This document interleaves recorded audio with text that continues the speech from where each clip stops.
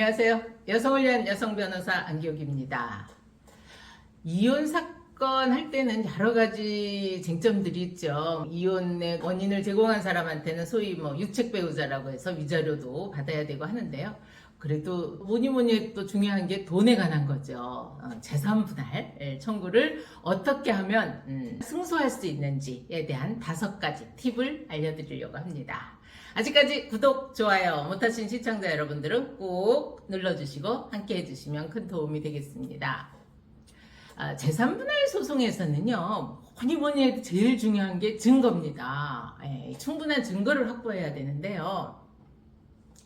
그 증거라고 하는 것은 뭡니까? 상대방이 어떤 재산을 소유하고 있는지, 그리고 어떤 재산이 재산분할 대상인 재산인지, 또 각각의 그 재산 가치는 얼마인지를 명백하게 우리가 주장하고 입증을 해야 됩니다.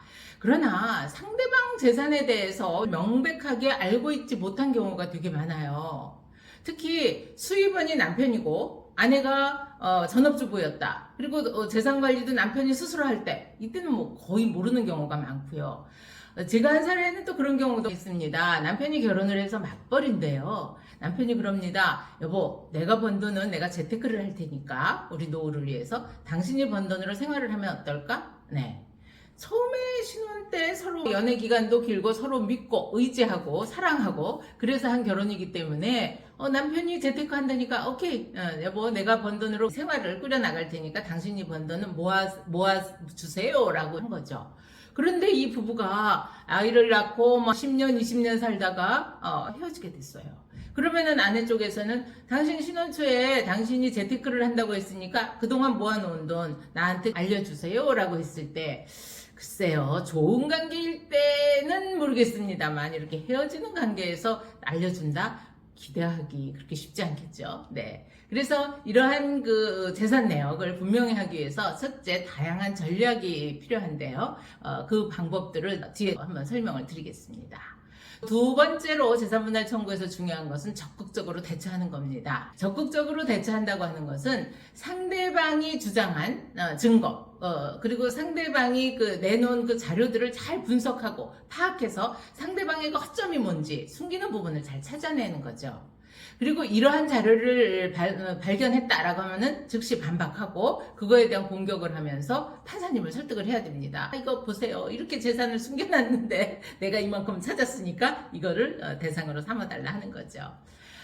예컨대 이혼 법정에서는 상대방의 금융조회를 20년 살았는데 20년치를 다 해달라. 요즘은 쉽게 안 해줍니다. 요즘은 소송 제기일로부터 보통 3년간 해주는 것을 법에 정해져 있는 건 아닌데 이 가정법원 판사님들끼리 정했는지 그걸 원칙으로 정하고 있어요. 그런데 3년간 금융조회를 했는데도 밝히지 못하는 경우도 있고 또 재산조회 내역에 의문이 있어서 추가 금융조회가 필요한 경우에는 이것을 적극적으로 적시를 해야 됩니다. 추가로 그 3년 이전의 거를 5년치를 더 해달라든가 3년치를 더 해달라든가 그렇게 해서도 못 밝혔다? 라고 하면 더 할 수도 있고요. 그런데 그것을 무조건 해달란다고 해서 다 해주면은 이 재판 자료도 너무 불필요한 것이 방만해질 수 있고 하기 때문에 판사님들이 좀 꺼리거든요. 그래서 그것을 잘 설득해서 왜 이게 필요한지를 설명을 하는 것이 중요합니다.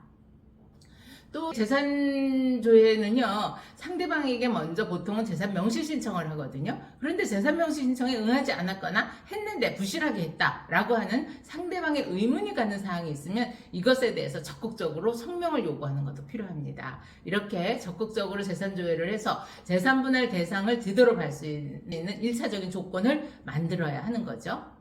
세 번째는 이제 객관적 분석을 하는 게 중요해요. 재산분할 소송에서 객관적 분석이라고 하는 것은요, 내가 이기고 싶다고 해서 내 주장만 열심히 감정적으로 대응을 한다고 해서 되는 게 아니라는 거죠. 오히려 그것은 더 불리할 수가 있어요. 그래서 주어진 환경 그리고 관련되어 있는 정보들을 정확하게 파악하고 객관적으로 분석해서 그러한 상황과 관련된 예를 들어서 선행 판례를 찾을 수 있는지 이런 것도 검토해 보는 게 중요합니다.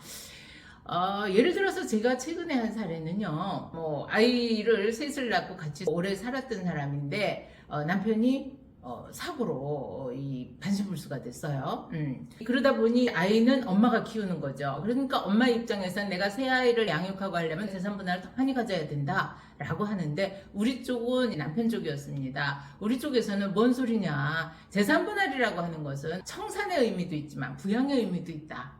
부부라고 하는 것이 뭐냐, 부부가 서로 동거하고 부양하고 서로 살펴줘야 되는 그런 의무도 있는데, 남편이 다쳐서 반신불수가 되니까 이혼을 하자고 하면서 거기에 대한 것을 제대로 분배를 하지 않으면 남편은 어떻게 사냐라고 하는 것을 법원에 설득해서 좋은 결과를 받아낸 사례도 있거든요. 그래서 그런 것들을, 선행 자료들을 찾아내는 거, 그것도 중요하겠죠.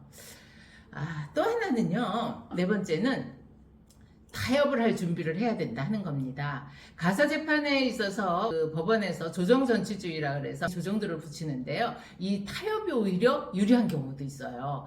타협이라고 하는 것은 내가 꼭 손해를 보라는 의미가 아니고 서로 조금씩 양보해서 사건을 조속히 마무리하고 그러기 위한 이제 협조를 하는 거거든요.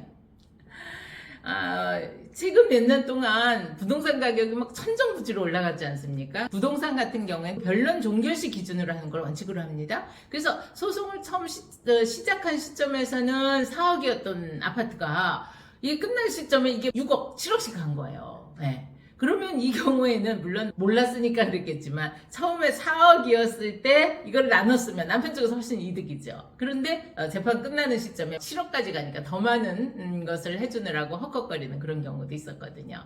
그래서 오히려 뭐 협상을 잘하면 오히려 그게 더 유리할 수도 있고, 더군다나 그 협상은 조정조서라고 하는 게 만들어지면 이것은 대법원 판결과 같은 효력이 있기 때문에 항소를 하거나 이의를 할 수 없기 때문에 그대로 확정되는, 그래서 소송 기간도 더 짧게 하고 비용도 절약하는 그런 효과도 있습니다.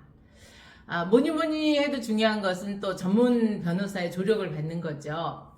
이러한 그 재산분할 소송은 법적으로 많이 복잡하기 때문에 우선 재산을 찾아내는 거에서부터 특수한 상황에 대한 법률 검토, 이것을 주장 입증해서 재산분할을 적절히 받아야 되는데요. 그래서 이러한 전문 변호사의 도움을 받아서 소송 전략을 수립하고 증거를 모으고 그 다음에 소송 절차와 관련된 법적 문제 대처하는 것이 무엇보다도 중요할 것 같습니다. 오늘도 행복한 날 되십시오. 감사합니다.